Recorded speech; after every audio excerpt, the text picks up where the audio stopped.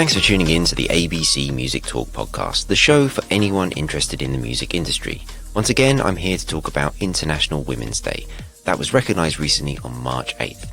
This time with a long-term advocate who raises her own voice on equality to support others. But first, time to remind you to all go rotor your videos.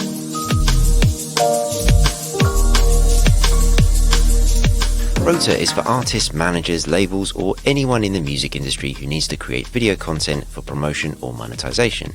Rota makes it fast, easy, and inexpensive to do all of that in one place.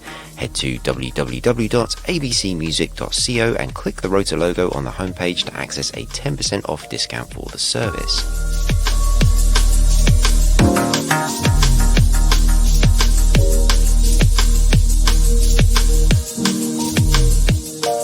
So, welcome to the show, control management and label owner, founder of Women in Control, and now chair of AIM, Nadia Khan.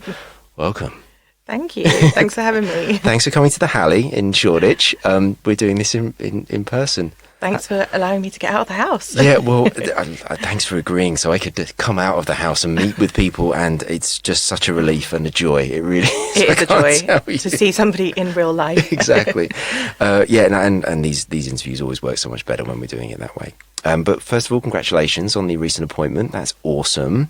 So I just want to ask very quickly, first of all, because you've been on the board for a while of AIM, Association of Independent Music. Did you ever think that you'd end up being chairperson? Absolutely not. No. Really? Yeah, I joined the board in 2017 and, didn't really know too much about boards at that point in my career, but I thought it'd be a good thing to do to kind of learn more about the wider industry, and I never would have in a million years thought that I would be chair. But I guess it's a really important part of my journey and, what I've done with Women in Control as well, and kind of practicing what I preach. So I really thought it was really important for me to step up and go for it. Yeah, brilliant. Excellent. Well, speaking of your journey, let's start there. So that's a pretty sort of high accolade, for anyone to be, given the trust of that type of position. But how did you get there? Like, where did it all begin for you? So I've been working in the industry for around 19 years. I started out in music PR. When I was at school, I always knew I wanted to come back to London and get into the music industry. And my old media studies teacher had given me a book that had written down all the different roles that you could have in the music industry, like what an A&R does, what a tour manager does, what a manager does, what a PR does. And it just really resonated with me, and I just fell in love with the idea of working in the music industry. And I fell in love with two roles, specifically PR and management. So I made a plan to finish uni and come back to London and get into the industry. So that was my plan. I wanted to I set myself like a 10-year plan to kind of start in PR first, build up some contacts, and then move into management. So came to London, started applying for loads and loads of jobs, was getting nowhere with anything, come from a low income background as well. So when I moved to London, I had to get a part-time job and a weekend job to kind of supplement myself, because I eventually got my foot in the door through some work experience in the industry. So I got my first work experience placement in a really small music PR company. It was a 2-week placement, but I went in with the mentality of, I'm going to go there and they're going to give me a job, so I'm not going to leave. So it was like 3 months later before they actually gave me my first fully paid job within the industry. How did you find that work placement? Did you just see it in an advert, or? Yeah, I was just scouring and looking and searching online for months and months. I really thought that I would just be able to get an entry-level job into the industry, and it was so tough. And I realised quickly that I was going to have to go to work experience. I was going to have to go to an unpaid placement. And I just saw this 2-week unpaid work experience placement in this boutique small PR company. And I was like, that sounds great. Let me go for it. And went in for the interview, got it. And like I said, I went in and I made myself indispensable within those 2 weeks. So 2 weeks came up and they didn't ask me to leave. And I was like, I'm going to stay.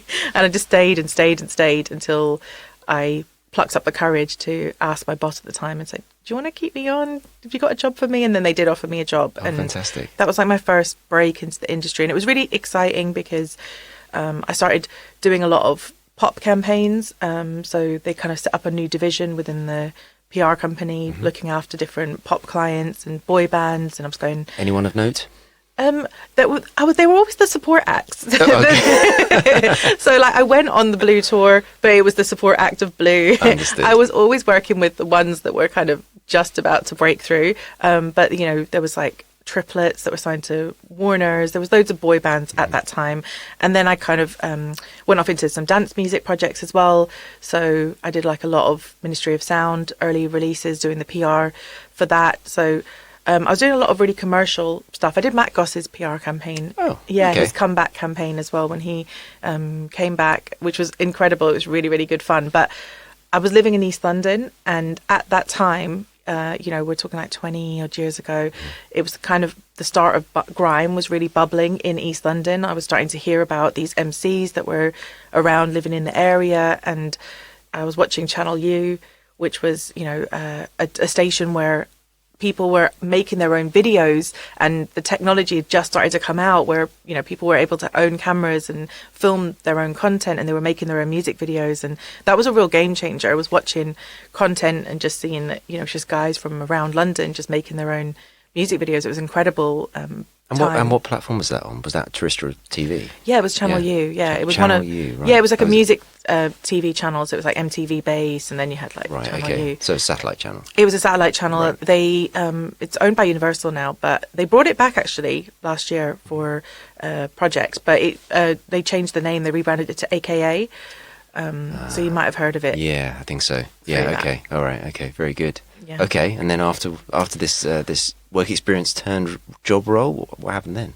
Well, I was still in PR, and I was at home watching Channel U, as I did, and I saw this incredible video come on, and it was POW, and the energy was just so...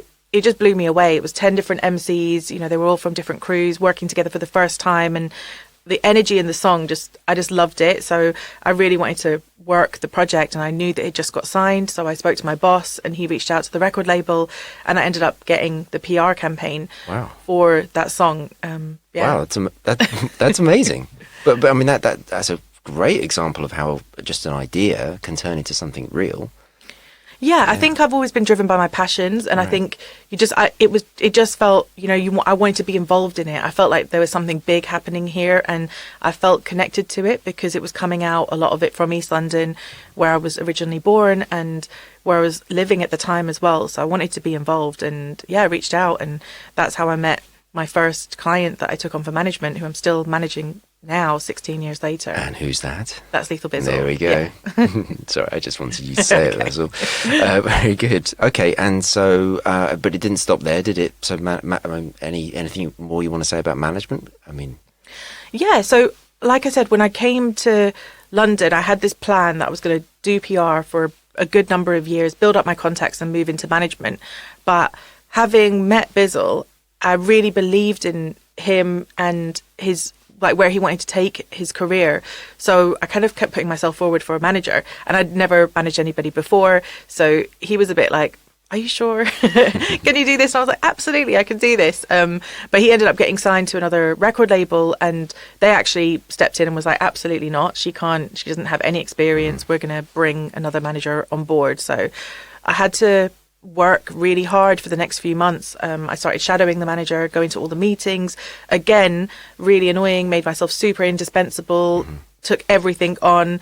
And 3 months later, you know, I was pretty much doing the job, and the other manager stepped away, and I got I spoke to Bizzle. I was like, well, can I be a manager now? Yeah. I? And he said, well, you know what, if you can get me a live agent, then you've got the job. So he kind of set me a challenge to do. Okay. And I got him a live agent within a couple of weeks and secured myself my first management client. That's amazing. And so the manager that you were shadowing for a while, I mean, was that a pleasant experience, or was that something that wasn't, and they didn't really want you around, and like they would do anything to try and get at it? How did that manifest itself?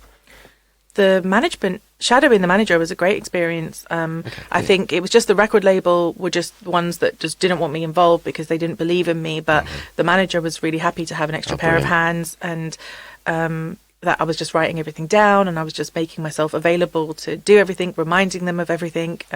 So that was a really great experience. But Okay, good. I wanted the actual job, and I knew that I was doing a lot of the work and I knew the vision. So I felt like I was driving a lot of it anyway. I felt like it was just, you know, you have to have the big name and you have to have the big company behind you to be taken seriously at that time.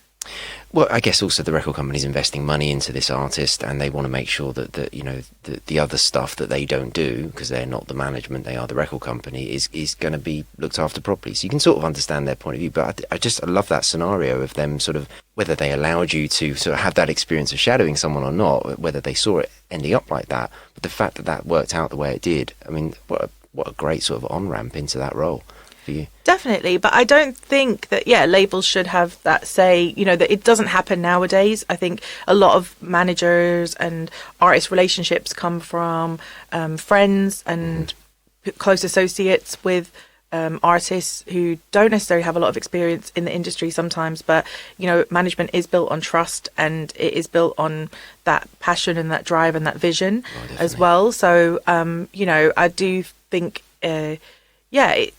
I don't think people should be judged like that, you know, when they're starting out. I think it's also a struggle for people to get taken seriously in their careers when they're starting out. So yeah, okay, very good. Well, we'll come on to some of the things that you're doing in a second, but I just wanted to just ask you about International Women's Day. I'm just curious. I mean, it's obviously it's a thing on the calendar now, you know, and for somebody like yourself, how did you sort of think about it and prepare for it this year? Because I'm sure this is always a great opportunity for you to have your voice amplified by the event itself. Yeah, I think it's great that there's a day to highlight and spotlight issues around women, but obviously myself and, you know, so many other women in the industry, we celebrate women every day, and I think there's so much work that needs to be done. So I think, again, it's just not about just being performative and just doing things for one day. Like, you know, last week or when, you know, after just following after International Women's Day, there was a number of events that happened straight after that, which kind of illustrated the importance of it not just being a focus for one day, because,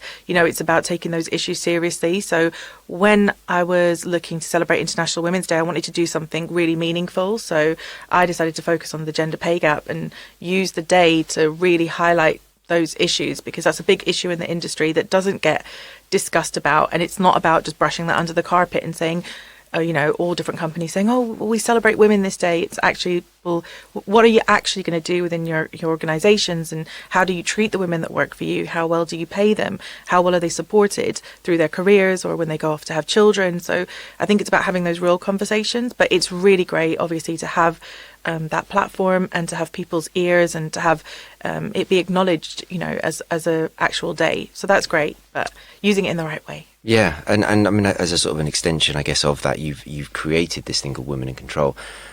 Tell us how that came about and kind of what it does today and how does it function? So I started Women in Control up around 3 years ago. It started up really naturally and organically, just something on my Instagram page. I wanted to celebrate other women in the industry, and it was kind of part and parcel of my own journey. I felt that I was at a point in my career when I had been doing so much work for so many years, but I didn't feel like I was recognized. I didn't feel that people knew me in the industry. I kind of felt invisible when I went to a lot of shows because I would be ignored or assumed to be an assistant or a groupie. And I was really interested into why this was happening consistently to me, you know. And I also noticed that other women in the industry weren't getting spoken about the same way that their male peers were. And they weren't getting promoted as readily as well. So I thought, you know, that it was something that was important, that first of all, I needed to start shouting about my achievements, but other women should be doing that too. So I decided to use my platform and start promoting other women in the industry. So I started just posting their pictures and just, you know, writing stories about why they were great to work with, why I think they're incredible, and just trying to encourage that culture of us as women shouting out our achievements, empowering each other and celebrating what we do. And today, I mean, it has its own destination. There's websites. We'll talk about some of those things in a second, but that, it's just interesting to sort of hear how it's come from. You know, people talk about platforms, and I think sometimes people think, you know, that means I've got to go and build something. You probably have it already. It's just going to be your Instagram account or whatever, right? You know, yeah. Definitely. I think I didn't think about building a platform like straight away. It all just kind of came together naturally, and I've just let it grow naturally as well. And the fact that it's grown naturally and so big and got so many people involved in it, and has such a reach, I think really shows that there's real issues there that need to be addressed, and people really kind of attach to it and feel like it's doing a really important work. So it's just growing naturally. But yeah, you do feel in the beginning that you need to set a website up or do this, and I didn't do any of that. I just let it grow naturally, just started it on Instagram and then started doing panels, because that kind of felt the natural way for me to grow. So I started connecting with some different brands and using their platform to kind of get the messages that I wanted to get out, which was breaking down those stereotypes. Like I said, it started from my Instagram, but if you look at my Instagram page, you might have thought, oh, you know, her job and her life looks incredible. She's traveling the world. She's going to these TV shows. She's doing incredible things. And I really wanted to break that down and speak about the real experience as a woman in a male-dominated job, and hopefully try and help other women through that too. That's really interesting. I mean, obviously things like Instagram, people talk about Instagram the life that you have on Instagram and the way that you live it that way, and you only ever tell the good stuff. So I think that is just a really, really, really super interesting sort of reflection on the real world, I suppose. Yeah, no, definitely. Fascinating, really, really interesting. So last time I covered International Women's Day on the podcast was with Lara Baker, a long-term friend of mine, and we specifically talked a lot about the gender pay gap, which you've mentioned, because there was a Music Business Worldwide report that they kind of put out at the time, just hard facts, hard stats. Now, a lot of what you're doing on your Women in Control website is producing your own reports, and the most recent one is Women in Radio. So let's talk about that. Yeah, so last year, I think with lockdown happening, kind of had a lot of projects kind of cancel. So, and a lot more time on my hand for the first time in my career. I run my own business. And first of all, I was panicking, like, what should I do? And then I actually started to embrace the time I had and say, do you know what? You've built Women in Control up. You've had it going for nearly 2 years now. Now is the time that you have the free time to invest into it. And I really think that data research is such an important tool to help tell the story and break down the issues, and also give us a real baseline to kind of start being able to track what's going on in the industry and get those issues taken seriously as well. So I've done a number of reports now. The most recent one is Women in Radio. In that report, we spoke to and interviewed over 100 women that work in radio as their main job, at BBC, Bauer, Global, independent and community stations. And it was a really stressful, harrowing experience, kind of hearing the stories, to be honest. Sure. And I think a lot of the work that I've been doing with Women in Control has been that very heavy, just actually hearing directly from women that are working in the industry, their barriers or the challenges that they faced, and the fact that these things still exist and are still going on in the industry, and many feel powerless. We had to hide the identity of a lot of the women, or all of the women that gave statements, just to protect their jobs and their livelihood. But over 84% of women said they felt it was harder for women to progress in their careers. 60% said that having children has a negative impact on their job. 39% said that if they'd felt unsafe at work. 60% had experienced sexist comments in the workplace. So there's a lot of issues there that need to be spoken about and need to be addressed and highlighted to understand why is this still happening and what can we do to change it. And sadly, I think a lot of people are aware of that stuff, and it's not a shock. I mean, that in itself is terrible. This is sort of has echoes of the conversation I had with Lara about it, and so we're a year on. Yeah. I guess a year on. I mean, how do you feel? Like, is it progressing? Sort of since you've been in the industry, so you've been in the industry nearly 20 years. You've obviously, presumably, had a lot of those experiences yourself directly. Is it getting any better? I'd like to think it is getting better, but I think we're just actually in a place where we're speaking more openly about it. So I think we're only at the start of making change. I feel like, like you said, everyone kind of knows that these things go on, and the fact that we really was unspoken. We didn't really feel comfortable to speak about it. We didn't really feel safe to speak about it. And now more people are feeling a bit more comfortable to tackle these issues and speak about it. So that's the thing that I see that's getting better. But I also feel like, a lot of women are, getting angry. We're kind of fed up of, I feel like, we've kind of gone through our careers, or being made to feel that we are now in an equal society, or back in the day women didn't have rights, but actually it's seeming that there's a lot of systems in place that have been built up, a lot of organizations have been built up with these from way back when, and those systems are made for men and made by men without women in mind, and those still exist, and those really have an impact on women and how we get involved in workplace and how we can progress our careers. So it's really about breaking all those down and having those real honest and open conversations. But I feel like we're just at the start of change, because we're able to talk about it more openly now. Right, okay, so we've opened the gates and now we've just got to charge through, right? It feels like progress, at least. Yeah, I feel there's a big movement happening. I feel like there's some big moments that's going to happen over the next year or so with women. I feel like, the industry needs and is going to have, I believe, its Me Too moment. When I opened up Women in Control to membership, I had over 800 people sign up all across the industry at different levels. And when I started to speak to different members, we have different member group sessions. Sexual harassment is something that came up in every single session. And, it was, like I said, a lot of it was very heavy for me to deal with, but it's, there's something happening. I think it's definitely going to, change in the industry in terms of these stories coming out now. We've had a few already, haven't we? And there's been some pretty sort of high profile ones that fell off the back of happened now in Hollywood. This industry isn't alone. Sadly, it is just a general societal problem, I think, as much as anything else. Important to do what you're doing, which I think with some of the other reports, it really focuses on certain aspects. Because it was interesting the way you described how you saw data and how data can be used to explain things. One of my takeaways from looking at all of your reports, and I'm a bit of a data nerd, is that they're really clear, super clear, like so well organized. The way that you break things down to make a statement, it isn't just that sort of slightly, sometimes you look at a graph and you're like, I think I know what it says, but I don't really understand what it's really telling me, because you sort of categorize things and you break things down and they are just so clear. It's like this and this. Does that look right to you? No, it doesn't. Right, okay, let's go on to the next one. So just congratulations, well done. So some of the other reports. So Seat at the Table, which, okay, so when did you write that one? Because obviously Seat at the Table is an obvious sort of, chair-related aspect to your recent announcement. When did you put that one together? I put that Seat at the Table report together in July 2020, and that was just coming, off the back, like I said, when we were in lockdown. There was, civil rights movement happening across the world. There was the tragic murder of George Floyd, which led to the Black Lives Matter movement, the Show Must Be Paused movement, which, came to the UK across the music industry. And I felt that there was a lot of statements being made across the industry about diversity and the importance of diversity.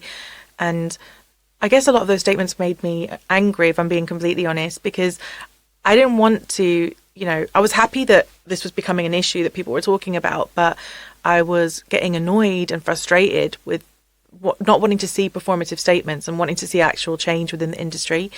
And I also wanted to break down BAME. So I'm mixed race, and I don't think people understand how vast and wide encompassing the definition of BAME is. I think it's a really problematic term, and a lot of organizations in the industry were talking about how diverse they were in terms of BAME, saying that they've got great BAME representation. And specifically when we were talking about the Black Lives Matter movement, it wasn't an appropriate response. And I wanted to break that down as well. So with the Seat at the Table report, I initially just looked at the 12 of the key music trade bodies.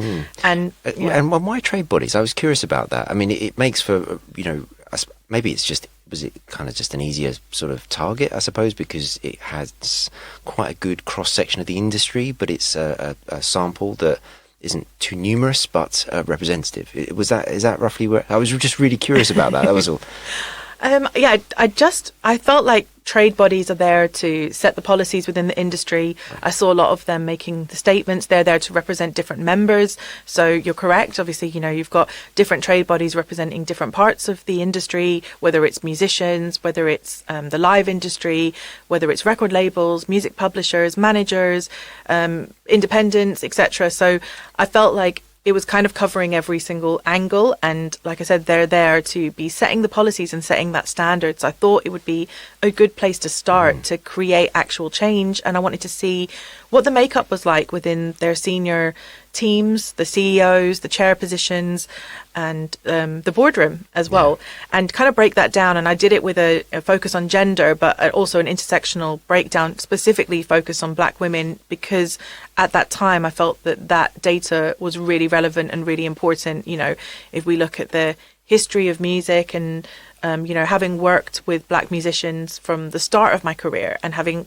seen, you know, really systemic racism being subjected to my artist, you know, whether it's been a really racist abuse at festivals or whether it's been completely banned from performing by councils across the UK when there's no valid reason why, songs being cancelled, you know, even just the fact of just, you know, not being able to book mainstream TV show slots, or even when we're going onto mainstream TV, to be told by producers really condescending and patronizing things. Oh, you know, are they going to behave? Do they know how to act? And just these really shocking things that you have to deal with.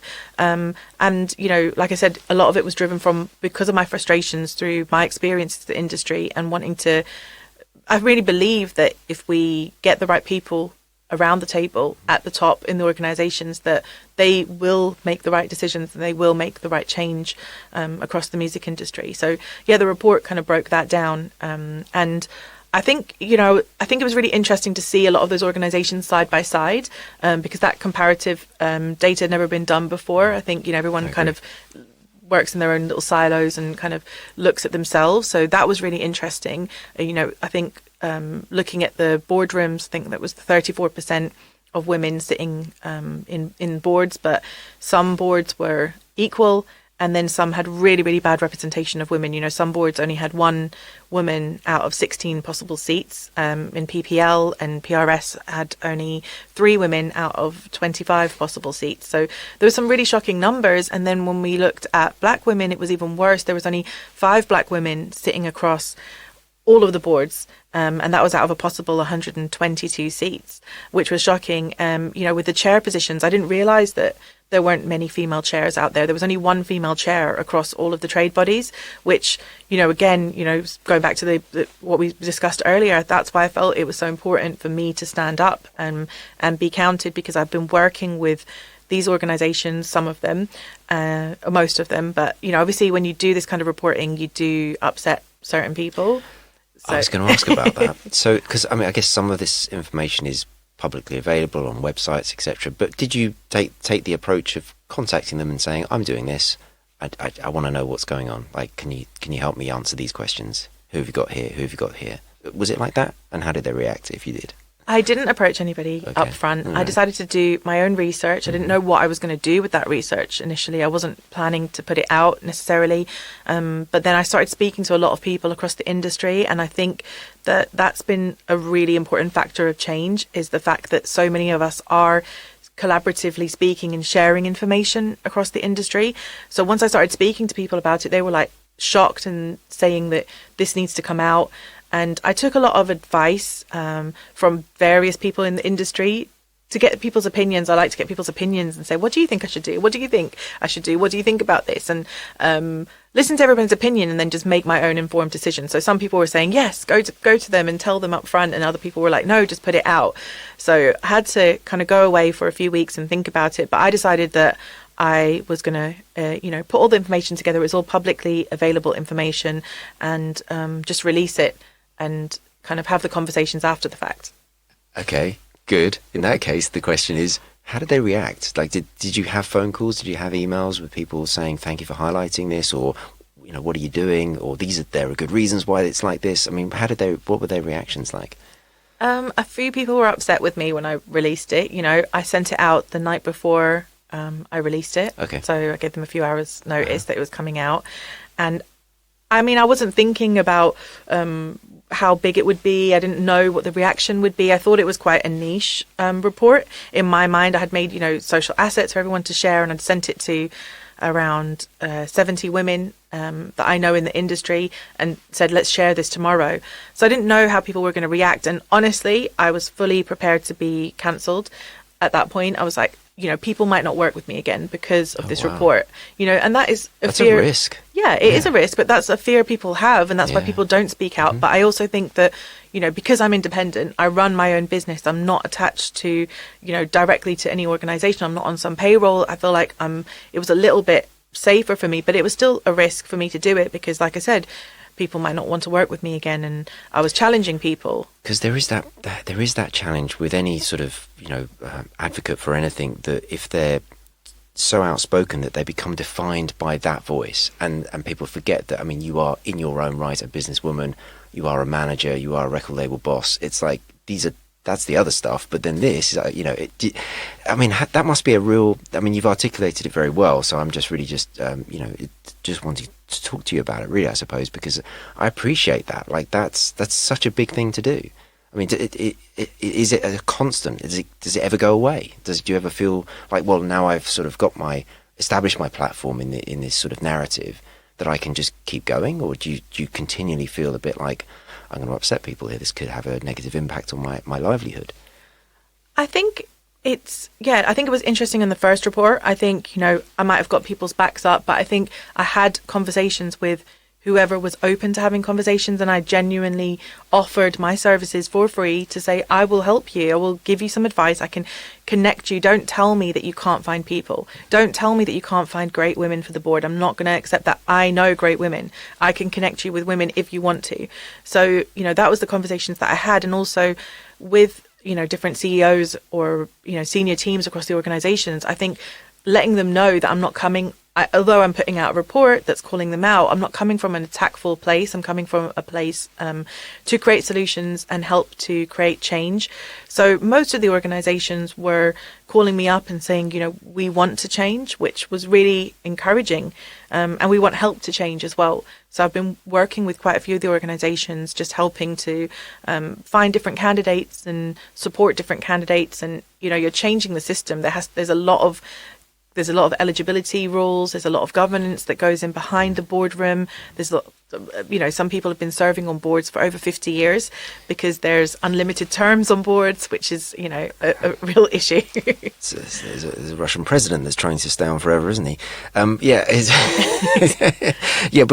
almost to the same point. It's like that's no good. You need that. You need that change. You need that to keep revolving. Because if you, stating the obvious here, I think, but if you don't have people in the room with not their agenda in any negative sense, but just coming from a point of view or a point of experience where they can articulate how maybe what somebody else says isn't quite the whole truth or the complete picture or correct or whatever, then it'll never change. It'll never evolve. And so, yeah, I mean, it's just so interesting talking to folks like yourself. You're so brave. I think it's that, fantastic. I think within boardrooms as well, there's like a kind of consensus or, this image that's put out there that what they talk about is just superior and really high level stuff, and you're not ready for it. And it's a lot of the same people sitting around the room. And I think what's really important is to have that diversity of thought, that diversity of background, that diversity of experience, because that's actually what's going to enrich those conversations. If you have everybody that's the same around the table, you're all going to be talking about the same thing and patting each other's backs, and how are you progressing, how are you moving forward. So I think it's about breaking that down, because I don't know why, but some people still don't seem to realize that actually diversity is really, really good for business. It's been proven within research as well that having more gender diversity on your in your company and at the senior levels increases to 25% profitability, and also having greater ethnic diversity increases profitability by over 36% as well. So, diversity is good for business, and people need to understand that and realize that. Yeah, because I was looking at the Annenberg Inclusion Initiative's annual report, which focuses on the Billboard Hot 100, and I thought the interesting statistics there was back in 2012, 38.4% artists of colour, but Grammy nominees. In 2020, that's 59%. So that's clearly good for business. So yeah, why isn't that reflected elsewhere in sort of behind the mic, so to speak?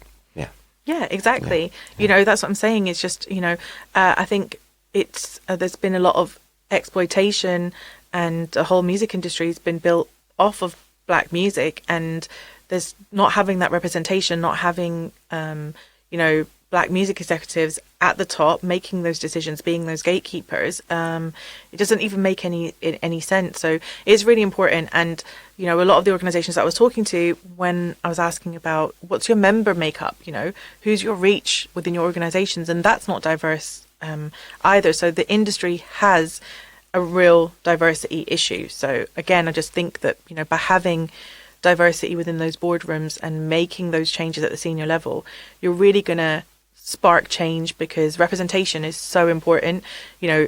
That's why I put myself up for chair. I think if I'm practicing what I preach, I'm saying, well, let me be part of changing that statistic. Hopefully there'll be another chair that's a woman that will step forward, because I'm going to be doing another follow-up report in July, because I think it's important that we track change and we continue to hold companies accountable, and continue to put these issues to the forefront of their mind. Some people might want to change, some people might need help changing, but some people need that little kick to say, hey, we'll publish your report, we'll publish your board, so are you going to do anything about it? I think that sort of transparency is important, because they are the facts, and you shouldn't ignore them, and you should be aware of them, and when they're available to all, more people will be able to identify with what the reality is, and hopefully become part of that change. And I think you're absolutely right by putting yourself up as chair. As it was so well publicised, AIM did a great job of making sure that everybody knew about it. And I just think that for so many women out there to want to go and do that themselves, they can see it happens. It's a real thing. It's possible. Yeah, and it's interesting because a lot of the conversations that I have with women who I'm saying, you're eligible for this board, do you want to go for it? Are some of the thoughts that I had when I was thinking about, should I put myself forward for the chair role? And again, that it perpetuates that consensus that I was talking about women being made to feel that it's not the right place for them, or they're not knowledgeable enough, they're not wise enough, they're not business minded enough to be around the room and having those conversations. So I think there's been research done that shows that women tend to just get their head down and just get on with the work and feel that they're going to be recognised and then asked to be onto the boards. A lot of women were waiting to be asked rather than putting themselves forward. So I think that's a big statement that I wanted to make, was to say, no, do you know what? I need to put myself forward. And if I didn't, it would have gone to a man. So again, it's about putting yourself forward and not being afraid of that failure or fear of failure, and also believing in yourself to know that you can do this. Why can't you do this? And also believing in the value that you're going to add into the role. I'm not just doing this for tokenistic reasons or just to tick another box on my report. I'm doing this because I want to effect change in this position. Yeah, I've heard others say very similar things about how they just don't feel like they are, qualified as a good sort of rapper for putting themselves forward for whether it's a chair position on a board or anything else really. They just feel like, I'm really good, and why am I not getting promoted? Why are people getting put over the top of me? It's frustrating. You can also talk to a lot of men. I certainly experienced that myself as well, and it is frustrating, and I can feel, and so the anger that you talked about earlier, which I thought was interesting, because I feel like my Twitter feed has sort of ramped that up a little bit. Obviously some events recently amplify that, but without that little bit of anger, how are you going to really sort of push this forward, this agenda? So yeah, I think it's all very healthy. So one other report that it's worth mentioning, because it's all related, Gender Diversity Data Report. That's, I guess, kind of, it's just it's another way of sort of slicing similar kind of, look at a specific part of the industry, right? So definitely, because you're right. I feel like all the reports I've done have been in different areas, but there's just so many issues across the industry, whether you work behind the scenes or whether you work as an executive or whether you're a female musician, there's a lot of issues. So I wanted to highlight that, because as a manager, I've looked after female artists and I've noticed quite a few things. So again, I wanted to delve into it because data is like my best friend, where it helps me tell that story without me coming to you and saying, oh, females don't get played. I need that data to back it up. Otherwise, I'm not going to be taken seriously, or I'm going to be seen as, oh, here she comes again, moaning and complaining about things. So I looked into, radio, and I wanted to see the representation and how many female musicians were played and when they were played. There was a great report that was done by Linda Coogan-Byrne on Irish radio, which was really shocking, and showed that, in their top heavy rotation spots, Irish radio was really playing majority male acts, 80%, 95% plus. Wow. So I reached out to her because I was like, this is another amazing woman that's standing up and putting herself out there again. She works as a radio plugger. So, she's again jeopardizing her contacts and her career to really speak up for women in the industry. So I said, can we collaborate and do this in the UK? Because I think it's just as bad over here. And I remember her saying, oh, are you sure? We're really, really like different in Ireland. It's really bad. And I said, no, I think we're pretty similar in the UK. So we kind of got together and started analysing the UK radio stations. And she was really shocked to see that it was actually quite similar kind of stark numbers over here as well. So we continued from her Irish radio report. We analysed 31 of the biggest UK radio stations and looked at their heavy rotation slots and what they played over the period of a year. And I also added in an additional data research looking at the top 100 most played songs on radio over the period of a year. And I wanted to break that down to see how many female artists were in that, how many songwriters and how many producers. And, out of the top 100, men feature on 81% of all records. So this has been also tracked by the official charts company. And it's kind of been called the collaboration age, where female solo acts are actually declining over the years, where female musicians are having to be featured on male songs or duet with men in order to have success in the charts. So, men featuring on 81% of all records kind of backs that up. In terms of songwriters, there's only 19% of female songwriters credited and only 2.7% of producers within the top 100 as well. And those figures I felt were really stark, but I felt it was really important. It backed up what I felt, that there was less opportunities for female musicians.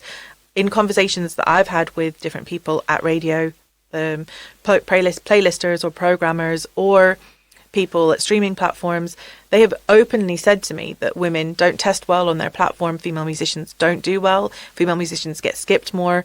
It doesn't work. And that's the reason why they can't support maybe something that I'm pitching or just a generalized statements about women and female musicians. So I wanted to look at why we are losing women in the industry. We only have 18.4% of female musicians or writers, composers signed up to PRS.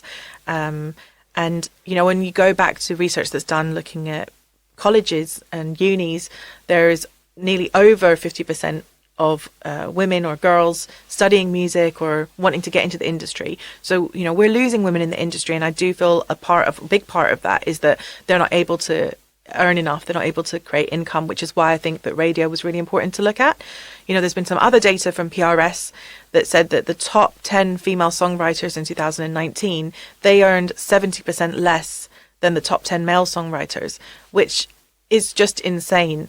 I've been working with PRS to help also highlight their board and also attract more women to the board, but there's certain eligibility criteria and, a lot of women don't qualify. And, if the top 10 women are earning 70% less than the men, this is the reality of what's going on in the industry. Why is that the case? And again, it's not about pointing fingers. It's about saying, this is what's going on. Why is this happening? I don't know the answers. Can we talk about it? Can we address it? It's not going to go away. It's going to get worse if we don't do something about it. Women are being penalised and we just lose them in the industry, whether they are musicians or whether they work behind the scenes. A lot of women that I've spoken to leave organisations to go off and set up their own businesses so that they can have flexible working, so that they can have children, so that they can be paid correctly and, advance their careers themselves and take matters into their own hands. So, we have a real issue in the industry with supporting women. We do. Yeah, it certainly sounds like there's not a single point of failure. It's more complex than that. And as you say, let's just have a conversation about it. Let's try and figure it out. Let's try and work out what the hell's going on. Some of those statistics are just upsetting, aren't they, really, quite frankly? It's crazy. But the more I look into, or the more, other research that's done, there's been a great report by Vic Bain as well called Counting the Music Industry. She spent a long time analysing and looking at all the record labels and all the music publishers in 2019. And she found that out of their rosters, there's only 20% female artists signed to record labels and only 14% signed to music publishers.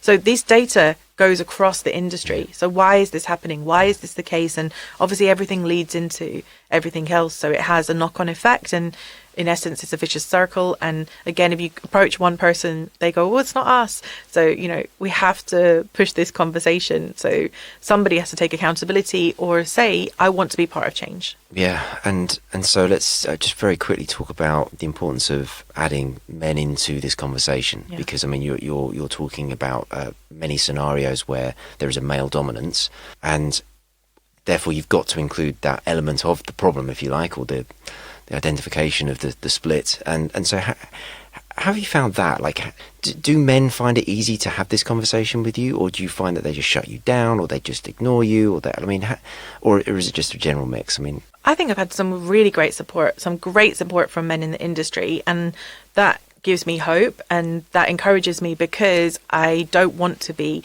just in a silo of just women talking to other women about our issues and not going anywhere. I thought it was really great, the point that you made about the report being so easy to understand, and just being able to take from that to say, is this okay to you? Does this look okay to you? If not, then we need to talk about this. And like take I said, some of the emotion out of it, but also some of the personalization out of it. Exactly. I was just about to say that. I just it's not, I'm not coming at you trying to be angry. I'm not coming at you to try and have a moan. I'm just wanting to have a conversation. Does this look right to you? What do you think is going on? I don't know the answers. I want to get men's opinions, and I think it's so important that men are involved in this conversation and can play a part in being part of this change.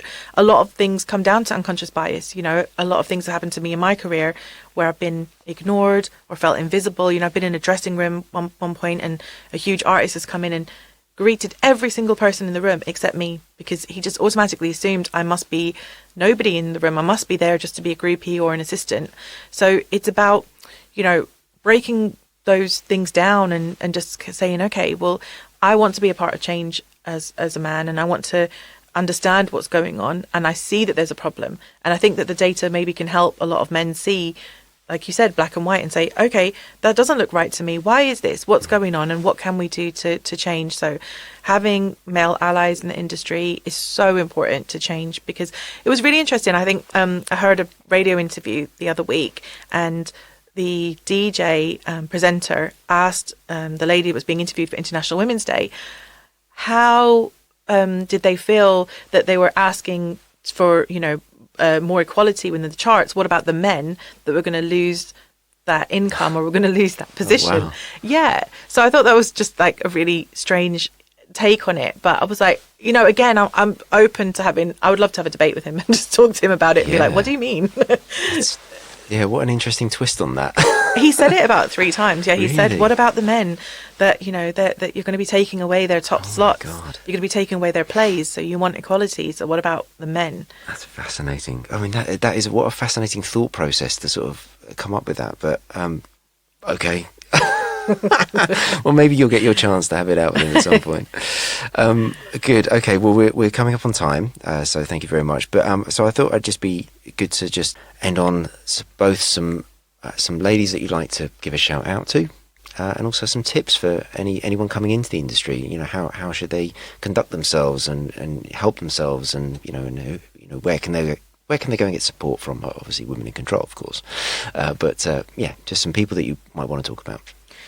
Oh, definitely. Yeah, I'd love to shout out some women in the industry who I think are really inspiring to me. My first ever Women in Control was Afria Henry Fontaine, and she now is the marketing director at Motown Records. And she was my first ever Women in Control that I shouted out. I've seen her rise and grow up and through her career, and I've worked with her as well, and I think she's an incredible powerhouse. She's also one of the founding members of the Black Music Coalition, and she's incredible. Wow. So it's my first ever Women in Control, so she always holds a special place for me. Also would like to shout out Laughter as well, who's a female musician, and I think what's really great about her is during lockdown she decided to teach herself how to mix, how to master, how to record, and she's just started producing as well for other artists, and she's taught herself those skills herself by just building her own home studio. So I really love her resilience within that. I think, I want to shout out Vic Bain. Yeah. I could go on. It's just I guess this is my platform and a chance for you to use it. So I was just there's so many amazing. I've had Harriet, your friend Harriet JW on before as well. So I want to shout out Vic Bain for her incredible research counting the music industry, and she's also the founder of the F List, which is a directory of female musicians. A lot of festival bookers have said the old excuse of, I can't find any female musicians. So she solved the problem by making a directory that's open and available to people. So she's great. I would also like to shout out Laura Baker, because Laura's been a huge advocate and a huge supportive companion to me at my early stages of starting up Women Control. We really our thoughts are aligned, and she's really, really passionate about issues in the industry and making a change. So I'd like to shout out her. I could go on and on. There's just incredible women, and what's really great about the Women in Control community, there's just so many women there that are just starting out in the industry to really senior CEO levels, and it's just really supportive and open environment to really encourage women to shout out about themselves and kind of put themselves out there to kind of grow themselves in their careers. Yeah, no, it's good. I'd as part of the preparation for this, I do all sorts of searches on different things, and I think I'll type the word diversity into the music business worldwide search, and it's amazing all the sort of job roles that were that have come up recently, that have been announced, that is women in these great senior positions, whether it is addressing equality across different sectors, but it's encouraging. I'm encouraged. There is now awareness, and therefore change can occur. Yeah. Can I shout out couple more women? Yes. Oh, cool. Sorry. There's as many as you like. There's so many that have been inspiring to me. Paulette Long, who, is Deputy Chair of the UK Music Diversity Task Force. She's been incredibly supportive, and, she's been in the industry for over 30 years, and she's done incredible work in making change. And, she's a black woman that's been sitting on boards by herself for many, many years. Michelle Escoffery, again, she was one of the 5 black women that hold a board seat. She's now been elected to be the writer-president of PRS for music, and she's absolutely incredible. I speak to her quite a lot, and I love the work that she's doing as well. I just wanted to jump in with those few names as brilliant. Well. Yeah, thank you so much. This is great. Wonderful. Thank you for doing this. I mean, it's been really, really interesting, and I hope that I've been trying to address my own diversity problem on my listenership, and I realised that it had gone too male heavy, and so I've had a run of some incredible women on the show in the last few episodes, and I've already seen the change. And so I spoke about, I do these sort of 6-month updates just to sort of tell people about running a podcast as a sort of part of the education thing, I guess. And it was one of the things I said, right, I'm going to try and address this. And I think one of the ways of doing it is probably to have more women on the show. Definitely. It's not rocket science, is it? Yeah. There you go. Very good. Well, thank you again for coming on. To my listeners, thank you for listening. As ever, I welcome all feedback, comments and suggestions for future shows. My Twitter and Instagram handle is @AlexBranson, or head to the website www.abcmusic.co and you'll find a contacts page there. Thank you very much.